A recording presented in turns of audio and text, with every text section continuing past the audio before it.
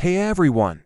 Today, we're diving into a really intense topic, the prisoner exchange involving Alexander Vinnik and Marc Fogel. It's a situation that stirs up a lot of emotions and raises some pretty big questions about justice, accountability, and, the role of cryptocurrency in crime.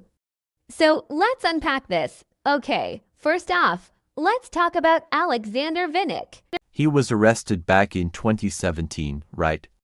Charges piled up against him for money laundering, linked to the BTC cryptocurrency exchange. This place was, notorious for facilitating illegal activities. Vinnik eventually pleaded guilty, and there's been a lot of talk about what kind of sentencing he's facing. Honestly, it's a wild situation, and it makes you think about how the digital world can be both a tool for innovation and, a playground for crime. Now, the charges against him were serious 21 counts of money laundering. That's a big deal. BTC-e's lack of anti-money laundering measures really opened the door for global cybercrime. It's kind of shocking when you think about it. How many people were affected by this? The ripple effects are huge. I mean, these exchanges are supposed to have measures in place, but clearly, that didn't happen here. Then we get to the actual prisoner exchange. This is where it gets even murkier. Marc Fogel's release was part of this deal, and the White House confirmed Vinnik's identity during it. It felt like a chess move on the international stage. And let's not forget President Trump's comments. He had some strong opinions about the exchange. It's also complicated. How do we balance justice with international relations? This whole situation leads to some pretty heavy reflections on the ethics of prisoner exchanges. It's easy to feel torn. On one hand, people want justice for crimes committed, but on the other, these exchanges can feel like trading lives for political gain. It's frustrating, honestly, and don't even get me started on how cryptocurrency has changed the game for crime. It feels like we're in this wild west of digital currency where anything goes. And that's, a bit scary. So, let's take a moment to think about what this means for us, right?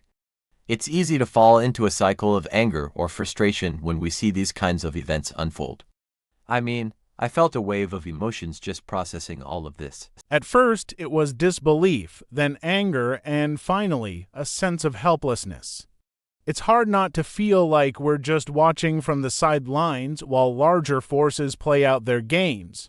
But here's what I realized. This situation is a reminder of how interconnected we all are.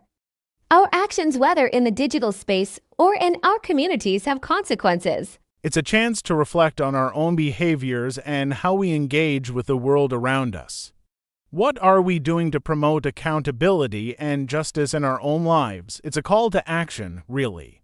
And you know what? Amidst all this chaos, there's a small silver lining. It's made me grateful for the conversations we're having about justice, crime, and ethics. It's sparked discussions that need to happen. So maybe we can take a moment to appreciate that we're thinking critically about these issues. And that's a step in the right direction. All right, folks, before we wrap up, I just want to say if this topic resonated with you, please subscribe, like, and comment below. I'd love to hear your thoughts. How do you feel about prisoner exchanges and the role of cryptocurrency in crime? Let's keep this conversation going. Thanks for tuning in, and remember, it's okay to feel deeply about these issues. Take care.